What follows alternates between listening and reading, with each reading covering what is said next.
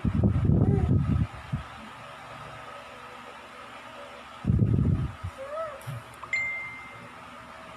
so magandang umaga po sa ating lahat. Tayo po ay patuloy na binibless ng Lord sa anumang kapamaraanan at sa bawat aspeto ng ating buhay na tunay nga po ang Diyos ay napakabuti sa ating kalagitnaan. Ang Diyos ay tunay na mapagkalinga sa kanyang mga anak sapagkat sa maraming kapamaraanan ay tayo ay pinoprotektahan ng ating Diyos at yung mga bagay na yon minsan hindi natin napapansin, hindi natin nauunawaan, pero ito ay pagkilos ng Diyos sa ating buhay. Ito ay biyaya ng Diyos sa ating buhay na ating pong natatanggap sa araw-araw. At yung mga bagay na yon ang dapat natin ipagpasalamat sa ating Diyos na buhay. Sapagkat ang Diyos ay mabuti, sapagkat ang Diyos sa kabila ng anumang panahon, ng anumang pinagdaraanan natin, ang Diyos ay mabuti sa iyo at sa akin. So bago po tayo mag-start sa mensahe ng ating Panginoon, ay tayo po muna ay dumulog sa Lord sa pamamagitan ng panalangin.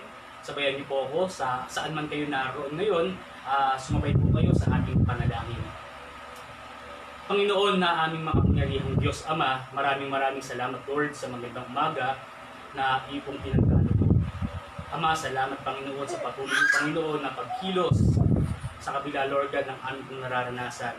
Ngunit kaming mga lingkod mo, O Diyos, ngunit kaming mga anak ng Panginoon, ay hindi malilimitahan, Panginoon, ng kaganapang ito. Bagkus kami, Lord God, ay nagpapatuloy sa pag-aaral ng sama-sama ng iyong salita sa pamamagitan, Lord God, ng teknolohiya, O Diyos. Maraming salamat, Lord God, sa pagbibigay mo sa aming, O Diyos, ng kaalamang ito, O Diyos, upang may pagpatuloy, Lord God, ang aming lakarin, ang aming takbuhin, Panginoon, na iyong inatang sa aming buhay. Salamat Panginoon sapagkat sa kabila Lord God ng aming pong nararanasan, Ikaw ay tapat, Ikaw ay napakabuti sa aming Panginoon. Kaya Lord God, karapat-dapat ka Panginoon na halayan ng pasasalamat, ng papuri at ng pagluwalhati.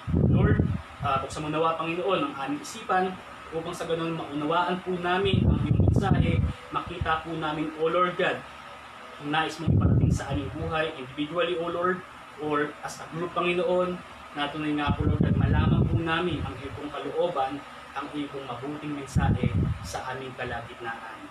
Maraming salamat po Lord God sa iyo po ang mataas na papuri at pagdakila at pagluwalhati sa pangalan ng iyong anak si Jesus, kalakip ng iyong banal na Espiritu. Amen.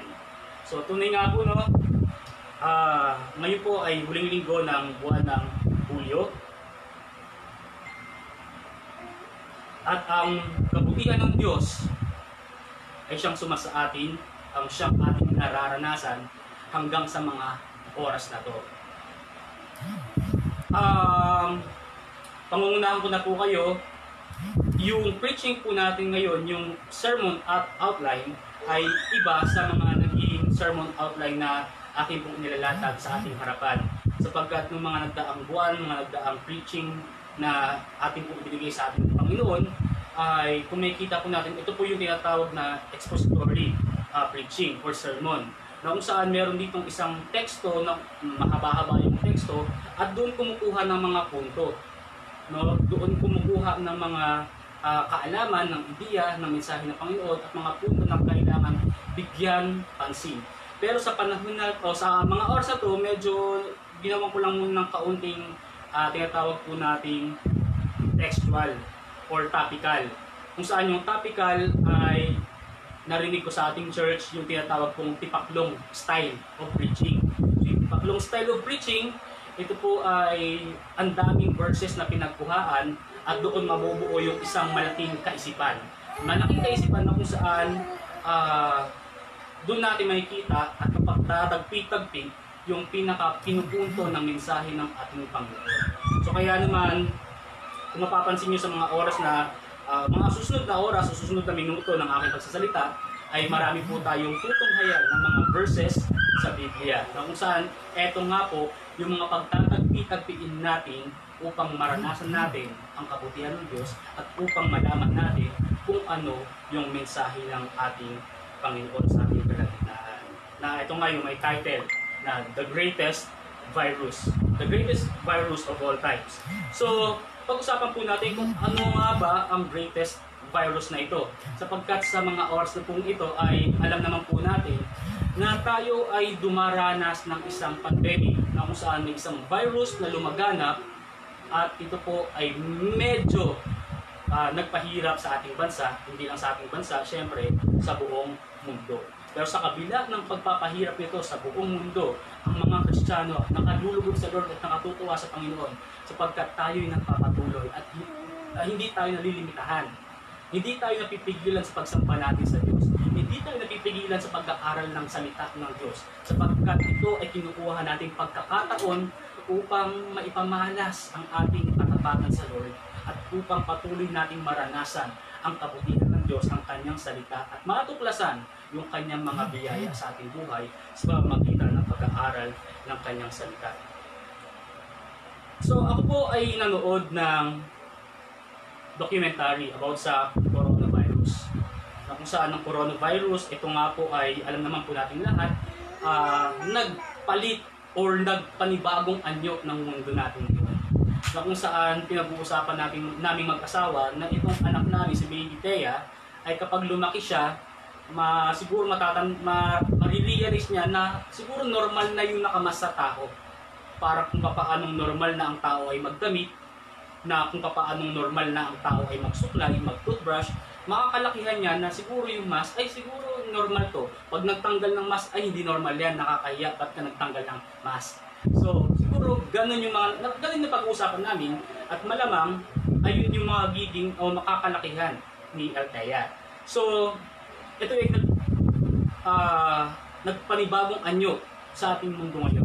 Na kahit saan kang lumingon, andyan yung tao na may mask, ba't ibang kulay ng mask? Dahil ito nga ay protection natin sa virus. At yung documentary na pinanood ko, yung epicenter ng virus na ito, yung tinatawag natin COVID-19, ay nagmula po sa malaking syudad ng Wuhan sa China. Alam naman po natin lahat yan. Na kung saan hindi binanggit dito kung sino yung taong nag-spread ng virus, pero nabanggit dito na merong isang lalaki na kung saan kumain siya ng pagkain na hindi naman dapat kainin. Alam naman natin kung ano yung kinain niya. Ayun yung sa kanilang teorya, no? Yung kanilang theory about kung paano yung pag-spread ng virus. So, kumain siya ng pagkain iyon na hindi dapat kainin hanggang sa nagkaroon na ng pagkalat ng virus sa Wuhan at sa malaking mga katabing lungsod ng Wuhan at sa mga katabing bansa ng China at sa kabilang ibayo ng China. So, at sa buong mundo. Ito po ay napalaganap o napakalat magmula sa Wuhan hanggang sa nagkaroon ng epekto sa buong mundo. At ito nga rin po, sa Pilipinas, tayo rin po ay tinamaan. Ngunit, tayo ay umaasa na balang araw ay magkakaroon ito ng magandang kasagutan. So kaya naman habang pinapanood ko yung documentary yun, nagkaroon ako ng pagnanais na tuklasin kung ano-ano pa yung mga iba't ibang uri ng virus. So habang nag-research na ako ng virus, marami pa palang virus or viruses na naging dahilan ng pagkakaroon ng pandemic na pagkalat sa buong mundo. Andiyan yung mga ancient time may virus na kumalat at sa tinatawag natin Middle Age at sa bawat taon, bawat henerasyon ay may pandemic na nagaganap. Isang uri yung tinatawag nating bubonic plague o bubonic virus. Isa na rin ito yung tinatawag nating Black Death o ay ngayon, almost the same sila. Andito yung aking na research. Hindi nyo lang siguro makikita dahil white yung background. Pero nakalagay dito yung Black Death, yung cholera pandemic, influenza, yung Spanish flu na tinatawag, Spanish influenza, na kung saan yung mga pandemic na ito ay mas marami sa kanila yung naapektuhan. Mas maraming namatay kung ikukumpara natin sa virus natin ngayon, sa coronavirus.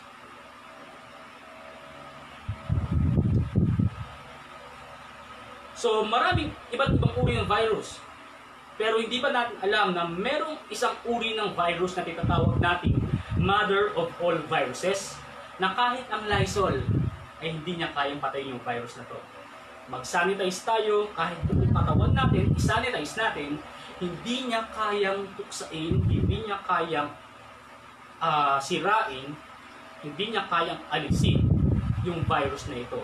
Magmula noon hanggang sa mga oras na to, hanggang ngayon, ang virus na to, yung tinatawag natin mother of all viruses, ay talaga nakaka-apekto sa buong mundo.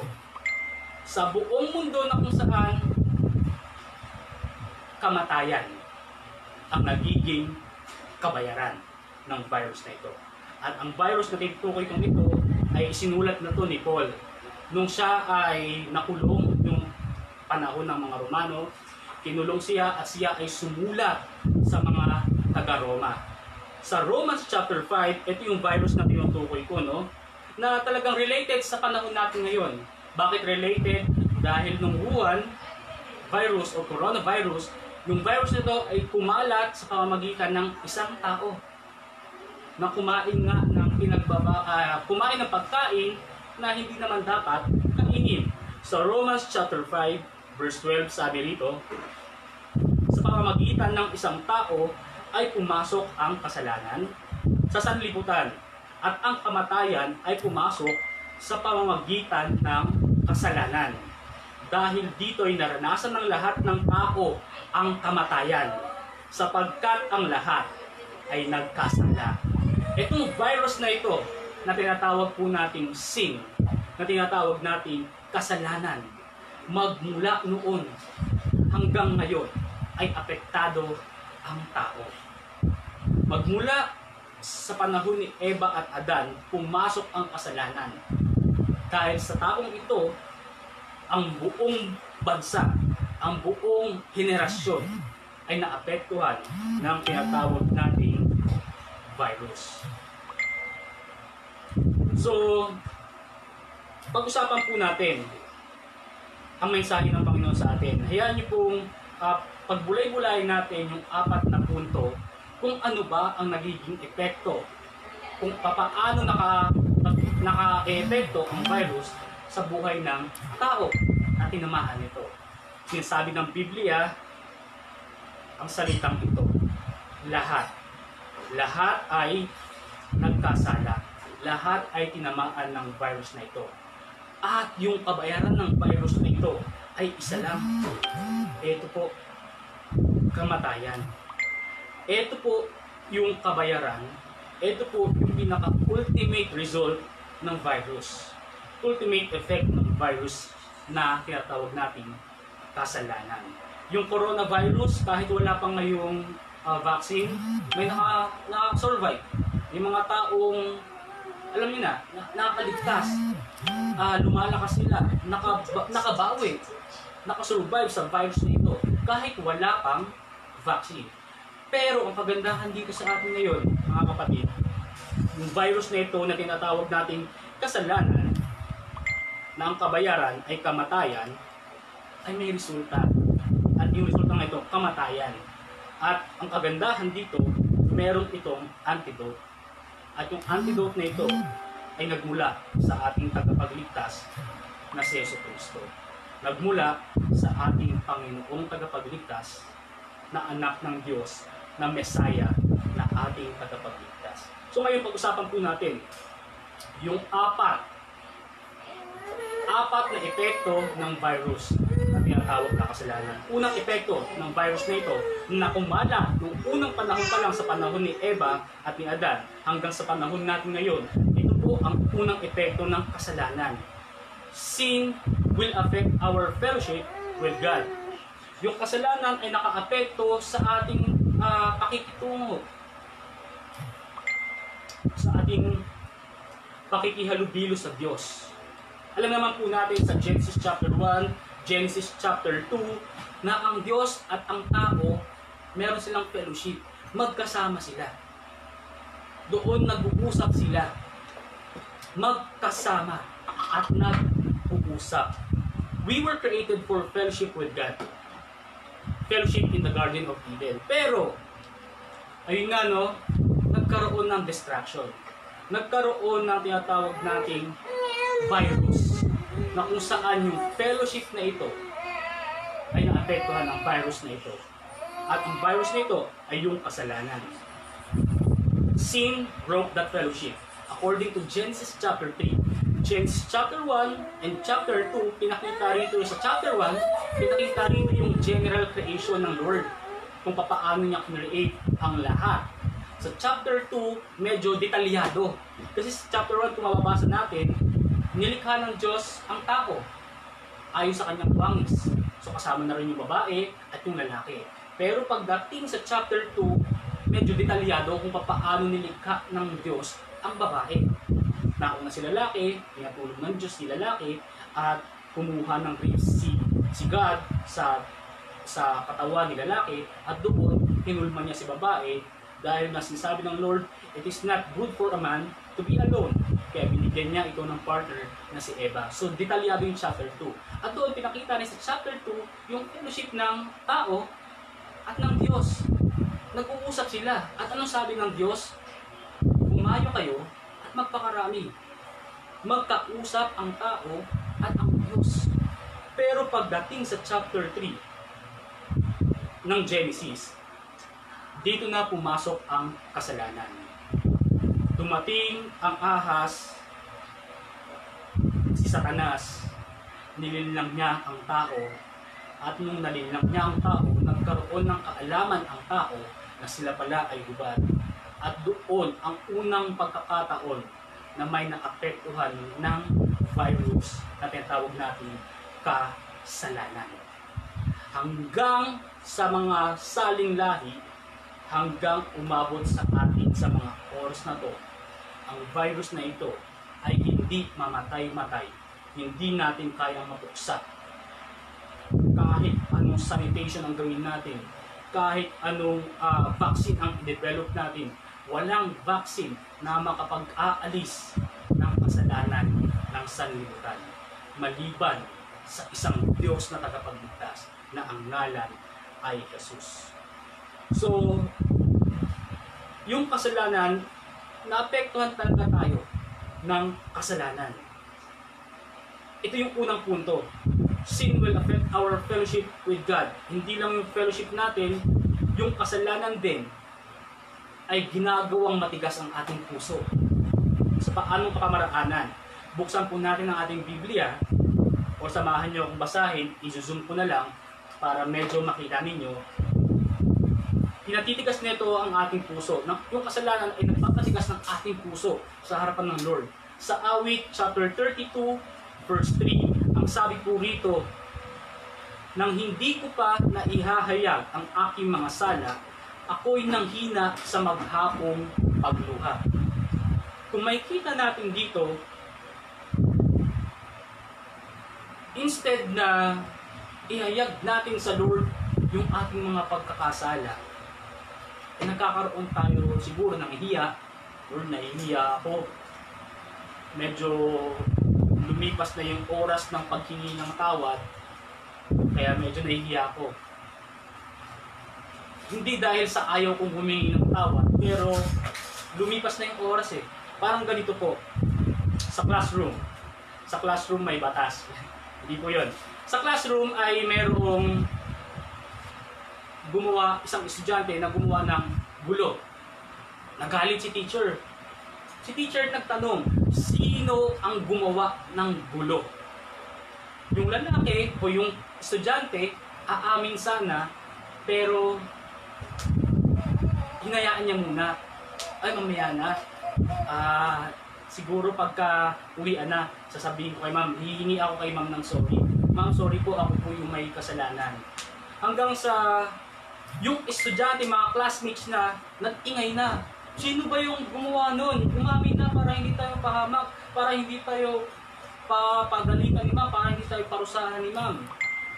So hanggang yung lalaki, aamin na sana, pero dahil lumipas yung oras ng pag-amin, nahiya siya. Take note, gusto niyang umamin. Pero lumipas yung oras ng paghingi ng tawad, kaya siya nahiya. May mga pagkakataon, ganun din tayo. pinatitigas ng kasalanan yung ating puso na gusto nating lumapit sa ating Diyos. Pero dahil sa lumipas yung oras ng paghingi ng tawad, medyo nahiya tayo. Nalinlang tayo nun. Sapagkat ang ating damdamin ay isa sa mga pinakasinungaling na bagay sa ating buhay na ginagamit ni Satan para tayo ay panghinaan ng kalooban at para tayo ay patuloy na magmatigas sa harapan ng Panginoon. So ito, hindi ko pinahiyag ang aking mga sala, ako'y nanghina sa maghapong pagluha. So pinatitigas nito ang ating puso sapagkat sin will affect our fellowship with God. Yung communication natin sa Panginoon na apektuhan. Ikalawang epekto, ninanakaw ng kasalanan yung kasiyahan natin sa ating Panginoon. Sin robs us of the joy of the Lord. Sa Awit, chapter 51, verse 11, ang sinasabi ay ito: ibalik mo sa akin ang kagalakan ng iyong pagliligtas at alalayan ako ng kusang espiritu. Nagre-request yung writer ng awit na ito na maibalik sa kanya yung kagalakan ng pagliligtas ng ating Panginoon. Yung the joy of the Lord, nawala. Bakit? Dahil sa kasalanan. May mga pagkakataon tayo sa church, sa fellowship, medyo ang tamlay natin.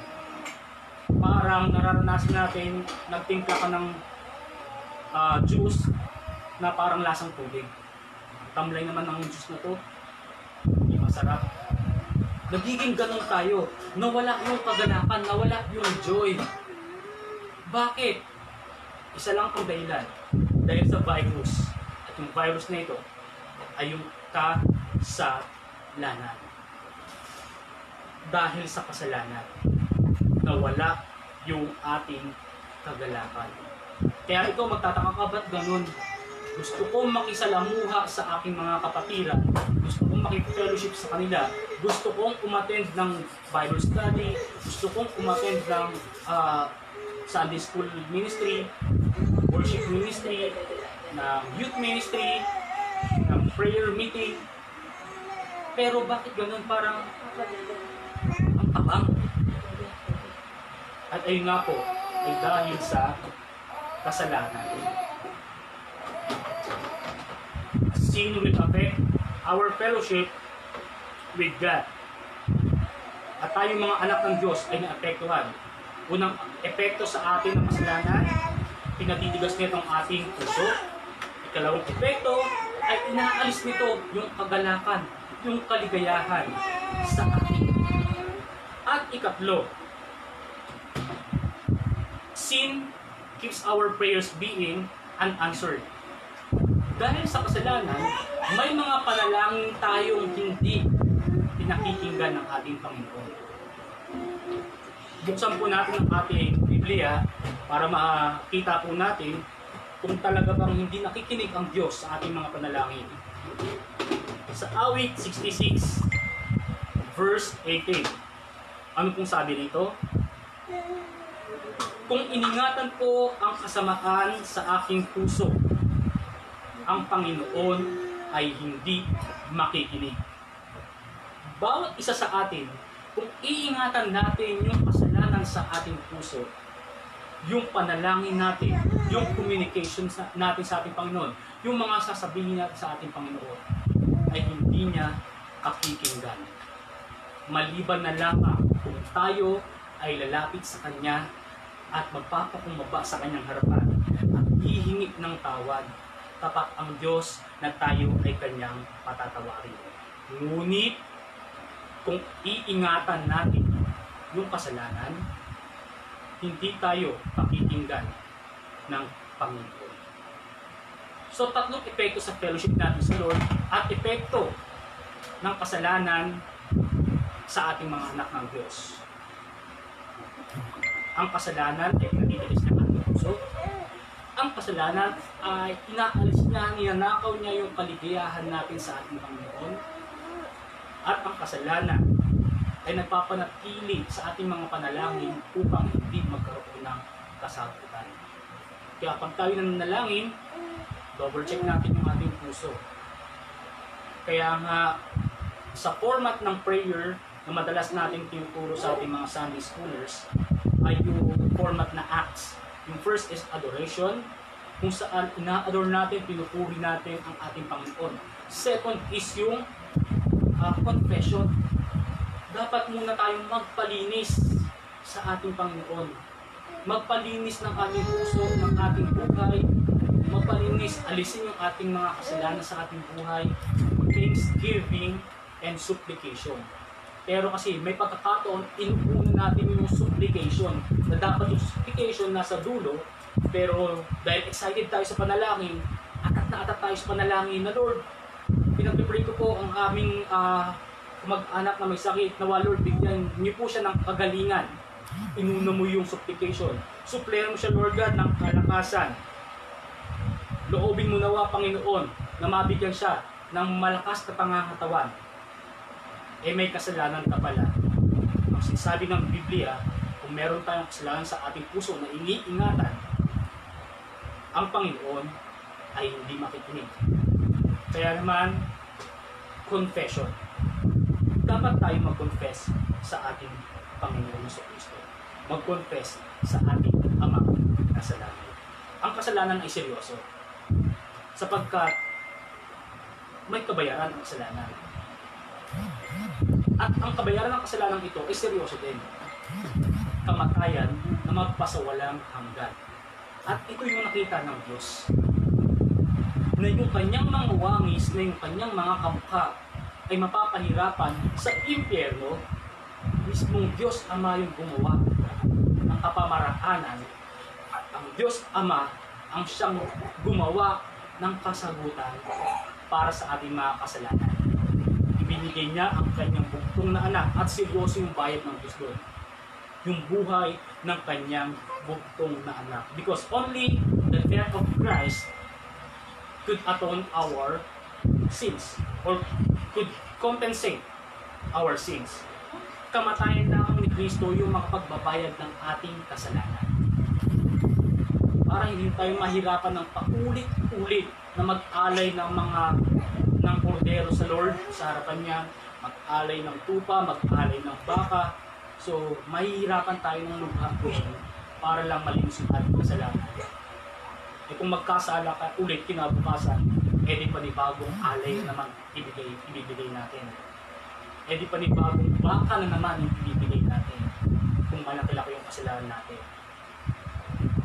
Dahil sa kabutihan ng Diyos, minsan lamang namatay ang ating Panginoon sa Kristo.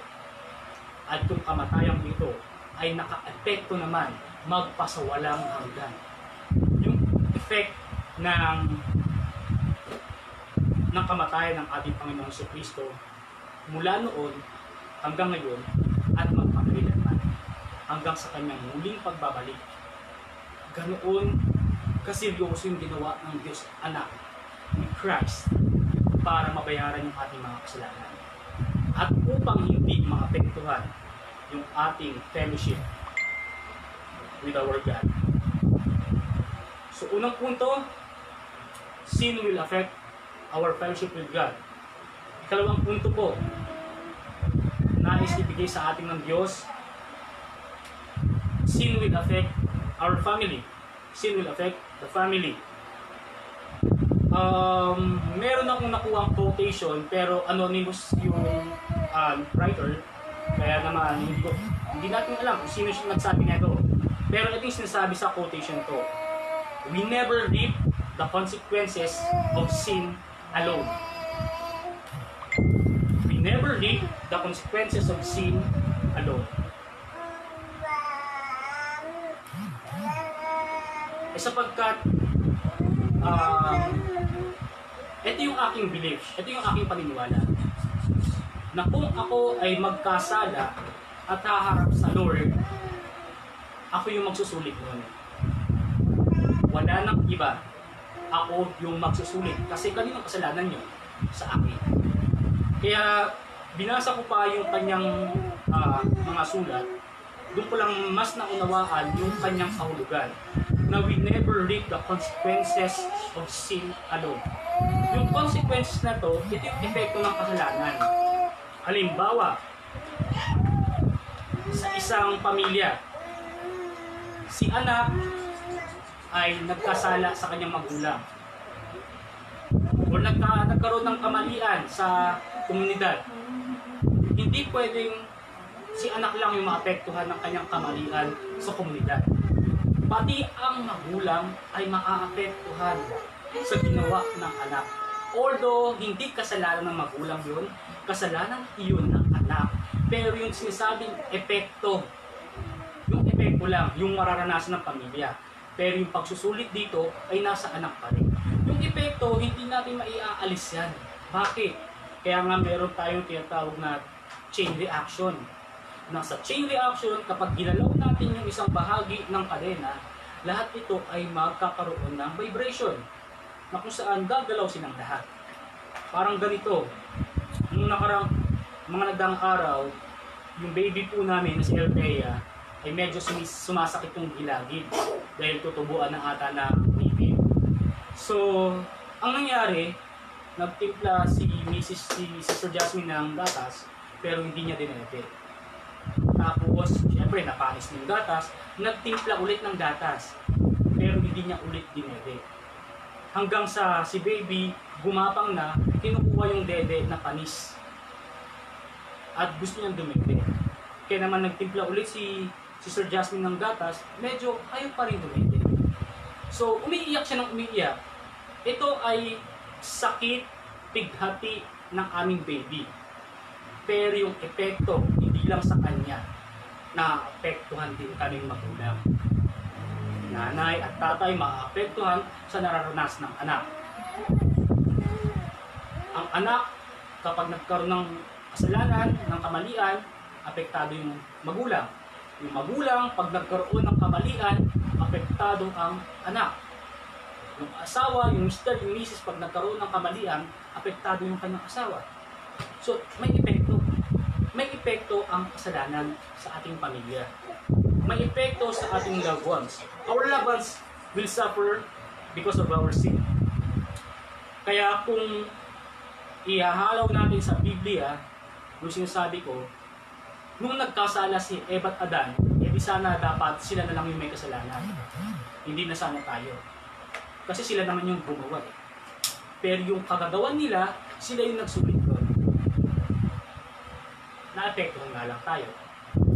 At yung epekto ng kasalanan iyon ay dumaloy magmula sa kanila patungo sa ating relasyon ngayon.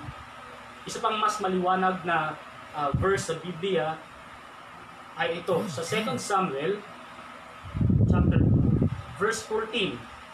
Sa ikalawang Samuel chapter 2 verse 14, anong sabi rito? Ito yung eksena na kung saan si Propeta Nathan o Nathan ay pumunta kay David sapagkat si David ay nagkaroon ng kasalanan sa Diyos nung siya ay naakit kay Bathsheba. Kaya naman si Propeta Nathan, yun nga, pumunta siya sa isang hari at sinabi niya yung kasalanan ng hari. At ito yung sinabi ni Nathan o ni Propeta Nathan kay David.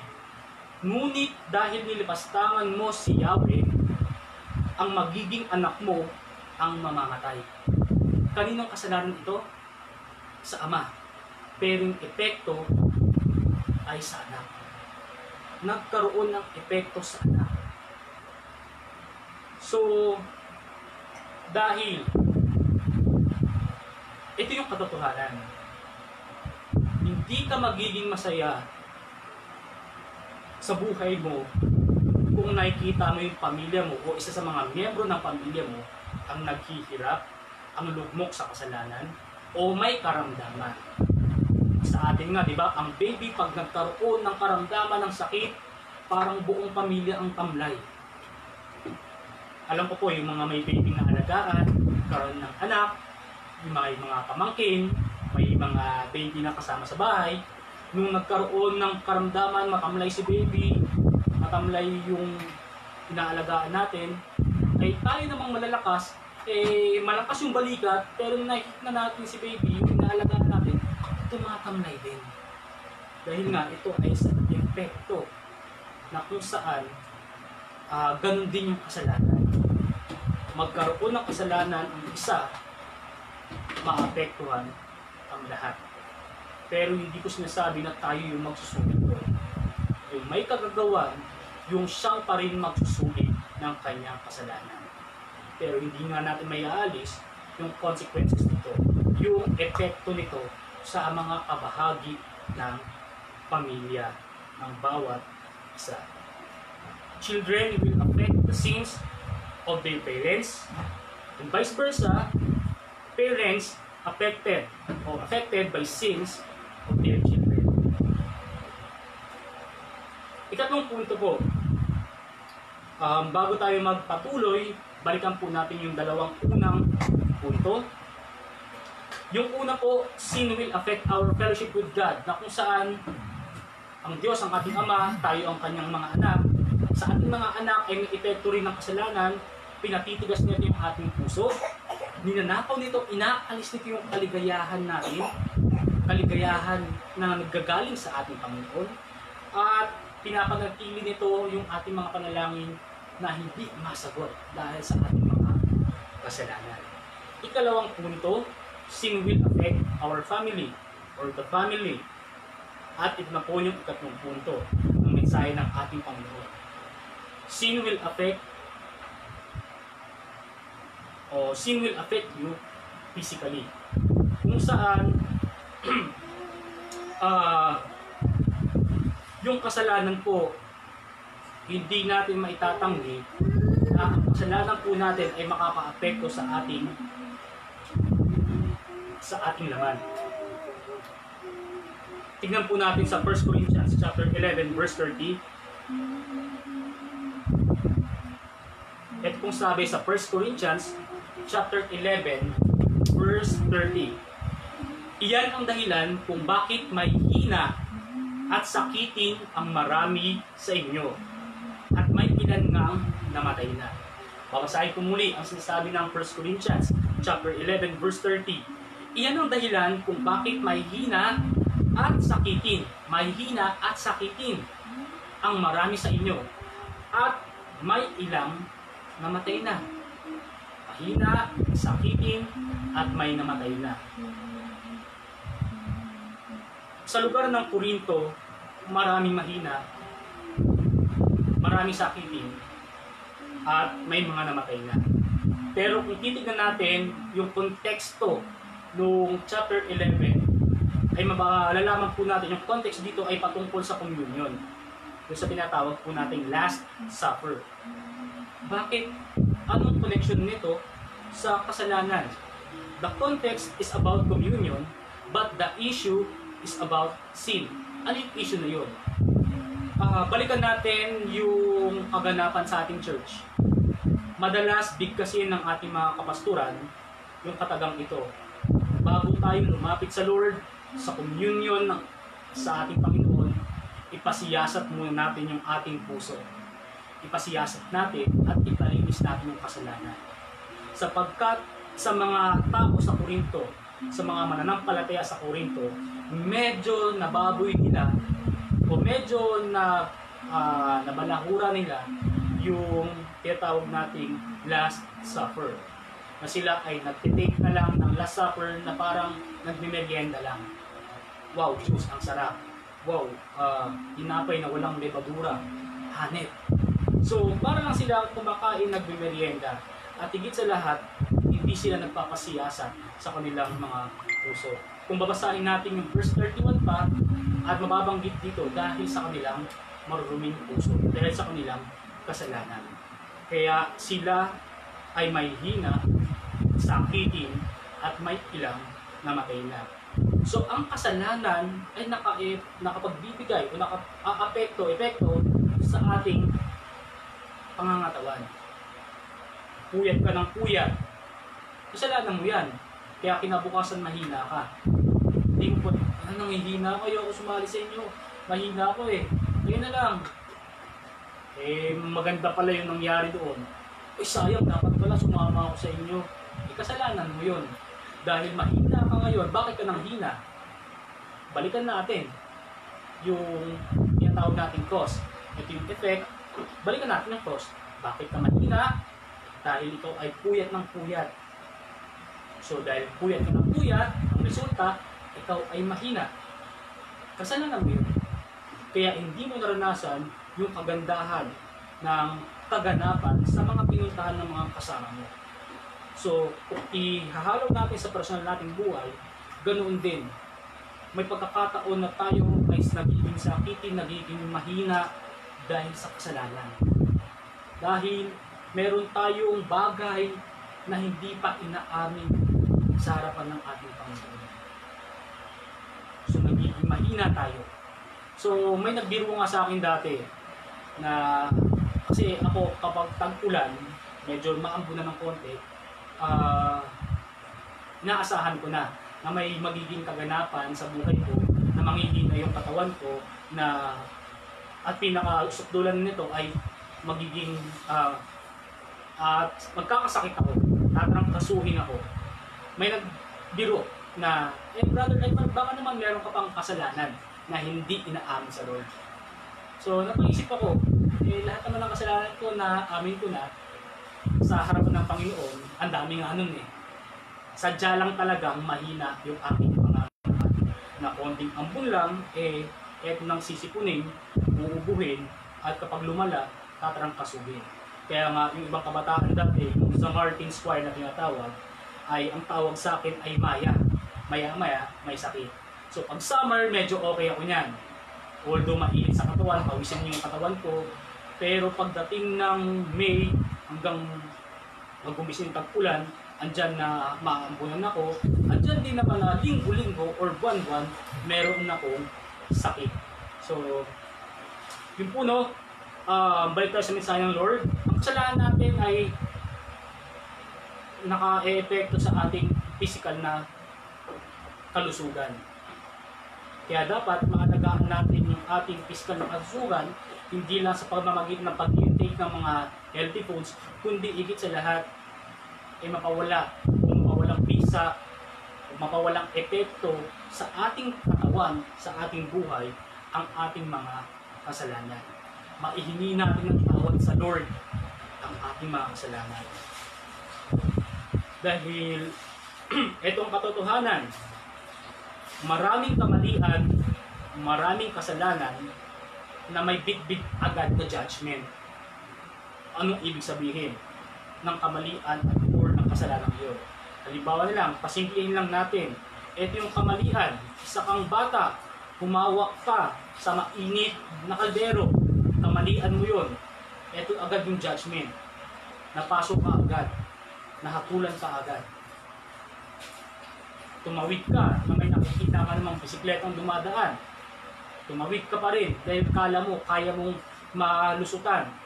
Tumawid ka at yung bisikleta, nasapul ka agad.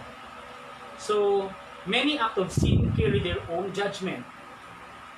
At higit sa lahat, ito yung sinasabi ko sa inyo sa Galatians chapter 6. What we sow, we reap in flesh. Ang sabi ng Galatians chapter 6, huwag kayong padayat. Ang Diyos ay hindi maaaring lokohin, sapagkat ang anumang ihasik ng tao ay siya rin niyang aanihin. Ang anumang ipakita natin, ang anumang gawin natin, ang anumang ihasik natin, ay siya rin namang aanihin ng ating laman. What we sow, we reap in the flesh. So, ika-apat na punto at panghuling punto sa apat na punto na ibinigay sa ating Lord. Balikan po natin yung mga naunang punto. Sin will affect our fellowship with God. Yan po ng punto ng ating Panginoon. Ikalawang punto ng mensahe ng Lord ay sin will affect our family. Tatlo, ito nga, sin will affect you physically. At pang-apat, ito yung ultimate result ng kasalanan. Ito yung pinaka-sukdulan na resulta ng kasalanan. Sin will affect you forever. So may kita natin na merong forever. Forever condemnation or forever na nasa piling ka ng ating Panginoong Jesucristo.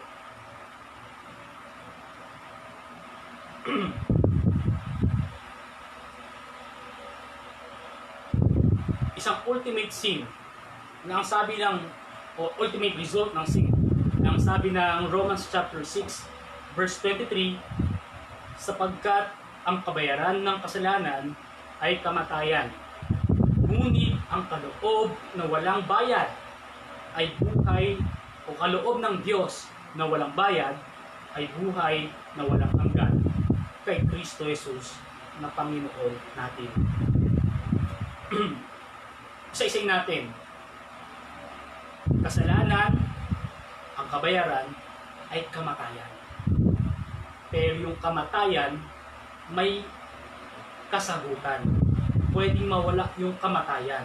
Resulta ng kasalanan yung kamatayan, pero yung resulta ng kasalanan na kamatayan ay pwedeng mawala, pwedeng mapuksa sa pamamagitan ng ating Panginoong Jesucristo.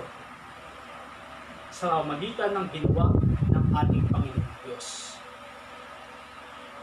Yung virus na tinatawag nating SIN or sin na pumalat ng unang panahon hanggang panahon natin ngayon ay nagkaroon ng kasagutan 2,000 years ago na. At yung epekto ng kasagutan ito sa pamamagitan ng dugo ni Kristo ay very effective pa rin magpahanggang sa oras na to at magpasak walang hanggan hanggang siya ay muling bumalik sa ating kalagitnaan. Sapagkat ang kapangyarihan ng Diyos, ang pagliligtas na ginawa ng Diyos ay hindi mapuputol ng anumang kasalanang pwede natin gawin. Hindi mapuputol ng anumang salitang pwede natin banggitin. Hindi mapuputol ng anumang gawa na pwede natin gawin. Hindi mapuputol ang kapangyarihan ng Diyos, ang kapangyarihan ni Kristo ng anumang kaisipan na pwede natin isipin. Sapagkat kung halimbawa ako ay nagsalita ng nagmura, at yung kaligtasan ni Kristo ay naputol ng mura ko, mas makapangyarihan yung salita ko kesa sa ginawa ni Kristo. Pero subalit, hindi ganon ang kaganapan. Makapangyarihan si Kristo, makapangyarihan yung kanyang gawa, makapangyarihan ang kanyang dugo, na kahit anong kasalanan ng ating puso, once na ating maihayag sa Lord, ay agad niya tayo patatawarin. Tapat ang Diyos na magpapatawad sa ating mga kasalanan. At ayan ang antidote ng virus na kasalanan. Ngunit nakalulungkot lang, marami sa mga tao ang hindi naniniwala sa antidote na ito, na si Kristo Jesus ang makapag-aalis ng kasalanan ng sanlibutan. Maraming tao ang hindi naniniwala dito. Ayun ang nakalulungkot na bagay. Parang sa United States ngayon, maraming tao ang hindi naniniwala sa epekto ng COVID-19. Maraming tao sa US ang hindi naniniwala na kaya silang protektahan ng mask. Kaya marami sa kanila ang nagpo-protest na bakit kailangan mag-mask, bakit nyo kami dinidiktahan, kayong government kayo, bakit nyo kami dinidiktahan na mag-mask, nasa free country tayo. So, gagawin ko yung gusto kong gawin. Gagawin ko yung ninanais ko. Kung ayaw ko mag-mask, wala kayong magagawa. Free country ito. So, ayun yung mga kanilang mga nagiging batikos, no? Na kung saan hindi sila naniniwala na kaya silang protektahan kahit pa paano ng mask, kaya silang protektahan ng kahit pa paano ng mga sanitation liquid gel natin, kaya silang protektahan ng paghuhugas ng kamay, at gayon din sa spiritual na buhay o sa tinatawag ng spiritual realm. na kung saan maraming tao na hindi naniniwala na kaya silang patawarin ng ating Panginoong Kristo. Marami sa kanila gustong mawala yung kasalanan, pero ayaw humingi ng tawad sa harapan ng Panginoon. So bakit ako hihingi ng tawad sa Kanya? Eh siya lang naman yan. Tao lang siya. Nabuhay lang siya rito sa mundo natin. Isa lang siyang mabuting guro. Isa lang siyang mabuting propeta. Siya lang yan. So nakalulungkot sapagkat narito na yung kasagutan, narito na yung makapagdudurog ng kamatayan na walang hanggan, pero hindi pa rin nila pinaniniwala.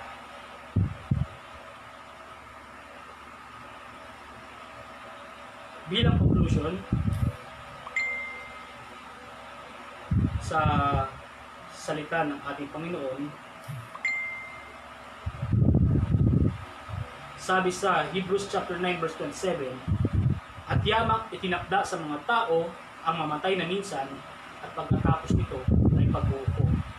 Yung kamatayang pisikal, pagkatapos nito, yung judgment ng Lord.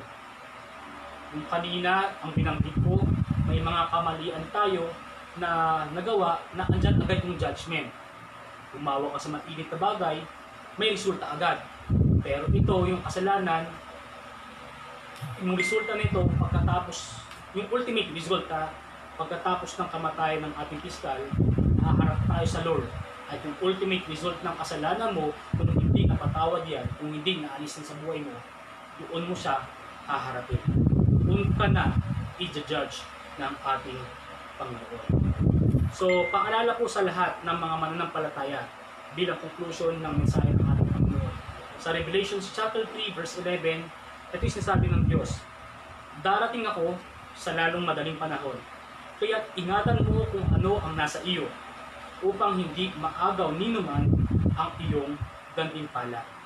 Mga kapatid, mga nakikinig ng salita ng mensahe ng ating Panginoon, binigyan tayo ng kaligtasan ng ating Lord, binigyan tayo ng alab ng puso sa paglilingkod sa Kanya, sa pag-ibig sa Kanya.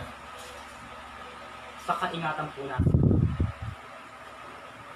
Huwag tayong magpapalit binubulong sa atin at sa mga kasinungalingan ng ating kaaway. The vaccine, ito yung bad news, no? The vaccine for COVID is still not fully developed. Pero ito naman yung good news. The antidote for eternal condemnation is available 24/7 through Jesus Christ, our Lord. Yung vaccine ng COVID hanggang ngayon, nasa trial pa lang din. Hindi pa talaga siya fully developed. Patuloy pa yung kanilang pag-aaral, patuloy pa yung kanilang pagte-test, patuloy pa yung kanilang pagta-try sa vaccine na kanilang ginagawa o kanilang nagawa. Pero ang pagandahan dito sa good news natin, yung gamot sa kasalanan, yung antidote sa eternal condemnation ay laging available 24/7 sa pamamagitan yan ng ating Panginoong si Jesucristo. At kung gusto niyo pa ng mas or tinatawag natin more good news, ito po, John 10:10, sa ikalawang bahagi, naparito ang Diyos upang bigyan ka ng buhay at masaganang buhay. Believers can live abundantly. Hindi yung unang parte ng John 10:10 ha. Sa John 10:10, the first part of John 10:10 ay patungkol sa kaaway. Naparito yung kaaway upang nawasak, magnakaw at pumatay. Pero pagkatapos nun, ito yung gusto ng Diyos. Ang gusto niya ay bigyan tayo ng buhay at masaganang buhay. At ito pa, yung more good news natin. Believers can live victoriously. According to 1 Corinthians chapter 15, verse 57, tayo po ay magiging matagumpay. Tayo po ay mamumuhay sa katagumpayan sa pamamagitan at pangunguna ng ating Panginoong Jesucristo. Tandaan po mga kapatid,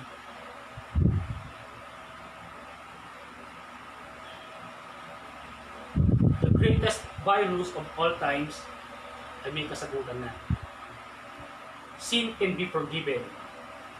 Si Kristo ay namatay para sa ating mga kasalanan. Si Kristo ay namatay para sa iyo at para sa akin.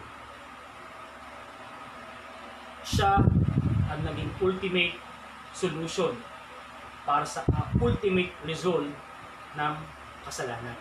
Kaya naman, isa lang ang sikreto. 1 John 1:9. Ihayag natin ng buong puso sa harapan ng ating Diyos ang ating mga kasalanan, ang mga pagkakasala natin. At tapat siya, Diyos na magpapatawad sa ating mga kasalanan. At iyan yung kaganapan na yung virus sa buhay mo, yung virus sa puso mo, ay maaalis, mapapawalang bisa sa pamamagitan ng ating tagapagligtas na si Yesu Kristo. Tayo po ay kumikip at magpasalamat sa Lord.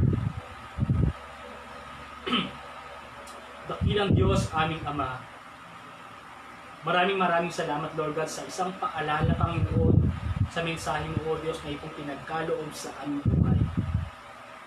Lord, salamat sapagkat sa kabila ng nararanasan namin, O Diyos, ay patuloy mo kami, Lord God, iniingatan. Patuloy mo kami, Lord God, pinagpapala. At patuloy, Lord God, na pinakikita mo sa amin ang iyong mga landas, ang daan, Panginoon, ang daan ng katuwiran. Lord, higit sa lahat, kami ay nagpapasalamat sapagkat kaming mga makasalanan, O Diyos, ay naniniwala at nakaranas, O Lord, ng kapatawaran sa pamamagitan ng iyong anak na si Yesu Kristo. Kaya, Ama, maraming salamat sapagkat ibinigay mo sa amin yung sukdulang solusyon, O Lord, sa sukdulang resulta ng kasalanan namin, Panginoon. Sa sukdulang ito, O Diyos, ng kamatayan, O Lord, ay ang kamatayan ay nagdapit ng aming tagapagligtas na si Yesu Kristo makalipas ang 3 araw. Kaya kami na nananampalataya, Lord God, na kami, Panginoon, ay nagdapit na namin, O Lord, sa pamanguna, sa pamamagitan ng iyong anak na si Jesus, ang kamatayan magpasawalang hanggan. Lord, maraming salamat sa buhay ng iyong bugtong na anak na si Yesu Kristo na aming tagapagligtas. Salamat, Panginoon, sapagkat nakita mo ang aming pangangailangan. Nakita mo, Panginoon, na kami ay mahina, na walang kakayahan, na hindi namin kayang iligtas ang aming sarili. Kaya, Lord God, ang sakripisyo, O Lord, ng aming tagapagligtas na si Kristo Jesus ay siyang nag-alis ng kasalanan ng sanlibutan. Kaya Lord, maraming salamat sapagkat yung mga epekto ng kasalanan ito, bagamat Lord God, yung ilan dito ay naranasan namin at mga nararanasan pa namin, ngunit Lord God, alam po namin yung sukdulang resulta ng kasalanan ay kailanman hindi na namin ito mararanasan sa pangalan mo, sapagkat kami ay iniligtas ng aming Panginoong Jesucristo. Sapagkat kami, Ama, ay lubusan mong inibigay. Kaya Lord God, maraming salamat sa pag-ibig mo sa aming buhay. Patuloy, Lord God, na pagpalain mo ang bawat isa sa amin, maibuhos na, Lord God, yung iyong protection, Lord God, sa buhay ng bawat isa sa amin, O God. At tunay nga po, Lord God, ng kalooban mo lamang kung siyang maganap sa aming buhay. At pahintunutan mo, Lord God, ang bawat isa sa amin, na patuloy po namin ma-enjoy ang aming buhay, na mayroon kaming kaligtasan, at maibahagi naman, O Diyos, ang kaligtasan ito sa mga nangangailangan. Maraming salamat po, O Diyos. Ito po, Panginoon, ang aming panalangin sa pangalan ng iyong anak na si Yesu Kristo, kalakip ng iyong banal na Espiritu. Amen, amen, and amen. Maraming salamat po. Pagpalain po tayo ng ating Diyos mabuhay.